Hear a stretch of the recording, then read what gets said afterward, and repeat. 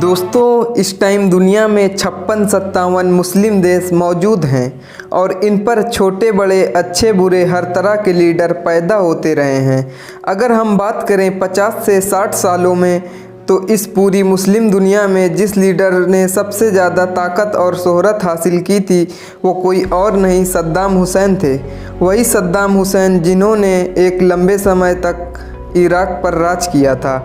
इस दौर में न सिर्फ सद्दाम हुसैन इराक़ के ही सबसे बड़े ताकतवर नेता थे, बल्कि दुनिया की सबसे ताकतवर नेताओं की लिस्ट में उनका नाम टॉप पे आया करता था।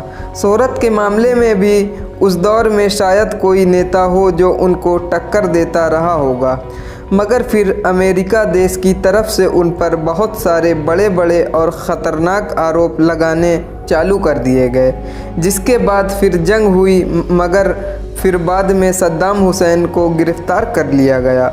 आखिरकार 30 दिसंबर 2006 को उनको फांसी पर चढ़ा दिया गया। और दोस्तों, जिस दिन सद्दाम हुसैन को फांसी दी गई थी वो दिन इस्लामी कैलेंडर के हिसाब से ज़िलहिज्जा की 10 तारीख थी। यानी ये वही दिन है जिस दिन मुसलमान ईद मनाते हैं, और वो ईद जिसमें मुसलमान के यहाँ कुर्बानी दी जाती है। इसके अलावा दोस्तों, ये शायद इतिहास की इकलौती फांसी है जिसकी वीडियो को पूरी दुनिया में शेयर किया गया था, यानी जिसकी फांसी के प्रोसेस को पूरी दुनिया ने अपनी आंखों से देखा था। हर इंसान सद्दाम हुसैन की फांसी को अपने मोबाइल या टीवी पर देख रहा था। आपको बताते चलें, सद्दाम हुसैन को जब फांसी से पहले जेल में कैद किया गया था तो उनकी हिफाजत करने के लिए 12 स्पेशल कमांडो को तैनात किया गया था। ये वो 12 स्पेशल कमांडो थे जिनको बहुत सारी फ़ौजों से सिलेक्ट किया गया था। ये सारे के सारे अपने डिपार्टमेंट के एक्सपर्ट थे, मगर हैरानी की बात यह है कि जिन 12 कमांडोज़ को सद्दाम हुसैन की हिफाजत के लिए रखा गया था वो खुद सद्दाम हुसैन के दोस्त बन गए थे।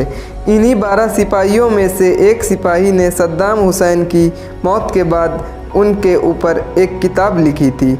इस किताब के अंदर ऐसे ऐसे खुलासे किए गए थे कि जिससे पूरी दुनिया हिल गई थी, क्योंकि इस किताब में सद्दाम हुसैन के बारे में वो बातें लिखी गई थी जिससे सारी दुनिया बेखबर थी। दोस्तों, आज हम आप लोगों को उसी किताब में लिखी कुछ बातों के बारे में बताने वाले हैं। सबसे पहले इस किताब के लेखक यानी राइटर ने ये लिखा है कि जिस वक्त हम लोग सद्दाम हुसैन को उस टीम के हवाले कर रहे थे कि जिस टीम को सद्दाम हुसैन को फांसी देनी थी, उस वक्त हम सभी कमांडो के आंखों में आंसू थे और कुछ सिपाही बहुत बुरी तरह से रो रहे थे।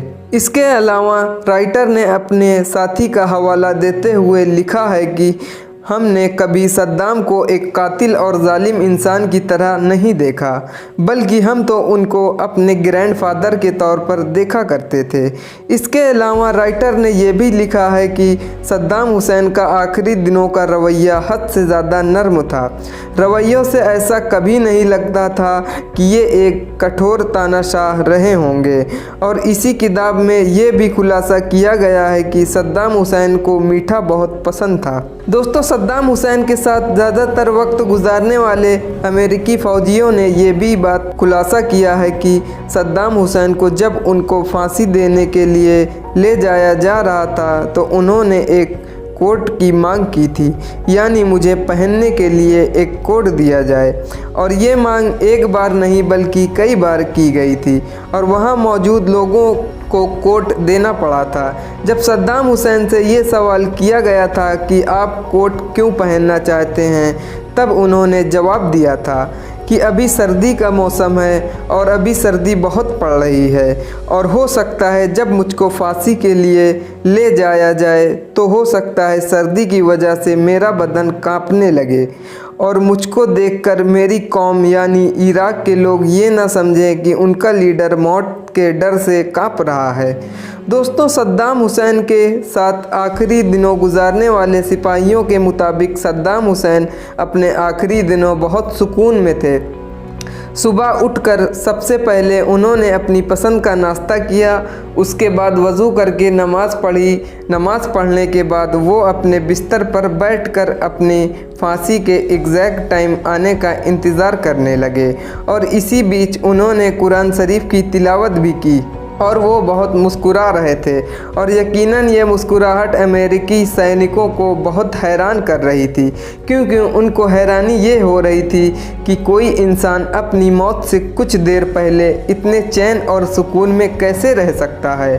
दोस्तों, फांसी हो जाने के बाद सद्दाम हुसैन की बॉडी को एक फ़ौजी हेलीकॉप्टर की मदद से उसी शहर के गाँव में पहुँचा दिया गया था जहाँ सद्दाम हुसैन की पैदाइश हुई थी और वहाँ उनकी बॉडी को दफना दिया गया था और उसके बाद उस पर एक मकबरा भी बना दिया गया था। तब से लेकर आज तक लगातार 28 अप्रैल के दिन यहाँ भीड़ इकट्ठा होती है, क्योंकि ये दिन सद्दाम हुसैन की सालगिरह का दिन होता है। इस दिन इकट्ठा होने वाली भीड़ में बड़े लोगों के साथ साथ स्कूल के बच्चे भी होते हैं। लेकिन दोस्तों, आप लोगों को बताते चलें कि सद्दाम हुसैन का मकबरा भी हमेशा से ही विवादों में रहा है, क्योंकि अब इराक के ज़्यादातर लोगों का ये मानना है कि सद्दाम हुसैन के मकबरे में उनकी बॉडी मौजूद नहीं है। उनकी बॉडी को बहुत पहले निकाल लिया गया है। अब ये बॉडी उनके मकबरे से किसने निकाली, इसमें अलग अलग बातें कही जाती हैं।